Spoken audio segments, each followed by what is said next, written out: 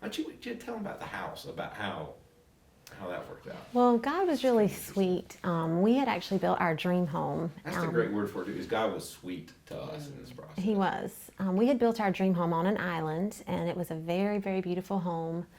And it was sort of, we had felt like in a way we had reached our potential. Like we were already kind of had arrived, I guess, in a sense, at a younger age than maybe other people.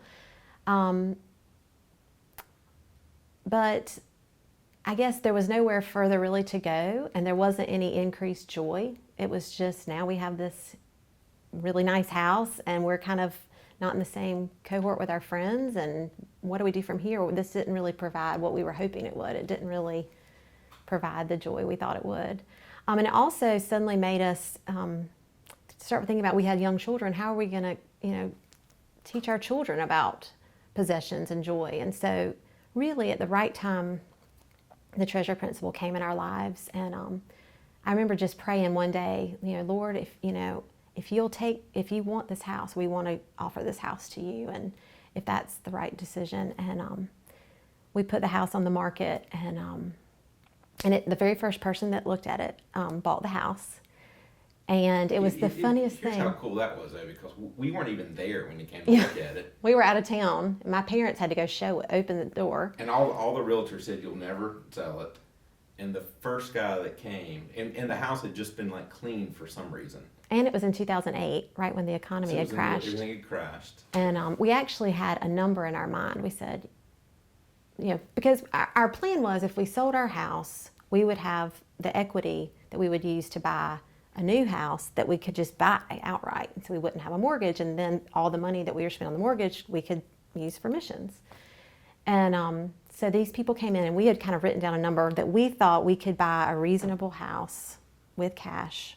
And pay the tithe on the profit. Right, and that was sort of all the money we had. Like, this is the amount we'll have. And so we wrote down a number that we thought we could do. Because of course you ask for more than you think, because you're assuming there's going to be negotiations. And the people that bought our house paid to the penny the exact number we had written down on the sheet of paper. We had to move out of our house, so we went and tried to rent a house because we didn't know anywhere to move, and we couldn't find one. We looked kind of everywhere, so we went and tried to rent this house, and we went to pay the rental deposit on there, and the people said, "Oh, we're sorry. This house actually isn't for rent, even though you've already been through it and signed the contract." And we had to make a decision like that next day on what to do.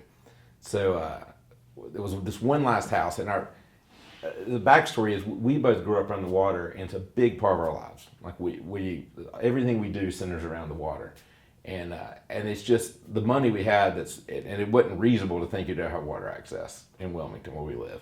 It's expensive, and it was just bizarre. And so we had this amount of money we had left. It's just all we had.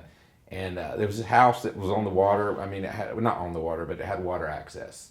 And it was a lot more than what we had. But we just felt like, we both walked in and was like, this is just it. And the house had been on the market like for 2 years or something. And so I said, well, let's make an offer. We know what we've got. We feel like this is it. It's the last day. So we made them the offer, and they of course said no, and they kept negotiating. And I was like, I'm being transparent with you. This is all we have. This is it. This is the cash, and they took it, and they had to bring money to the closing to pay the debt off on the house. We bought it for less than they owed on it. And it was also a time where Randy's book, The Treasure Principle, was really also going along with us studying Exodus.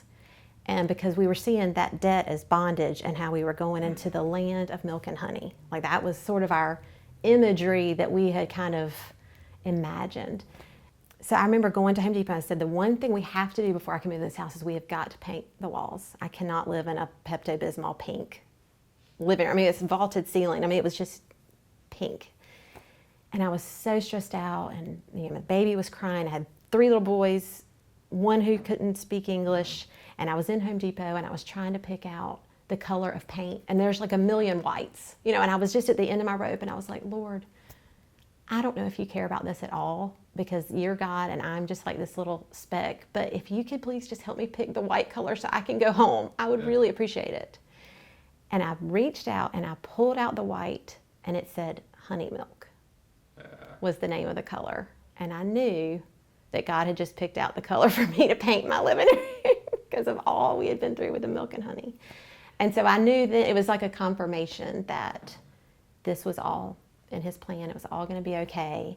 So what is so sweet about that is, I see God in creation of the water. Like that's where I experience him the most, is at night on the water or something. And he is so sweet to let me, his kid, still experience that and share it with my kids. Because he didn't have to. I would have been fine without it. We would have been fine moving to, just the standard kind of vinyl siding house in somewhere, suburb. That would be fine with us, But he gave us a way to show this water to our kids.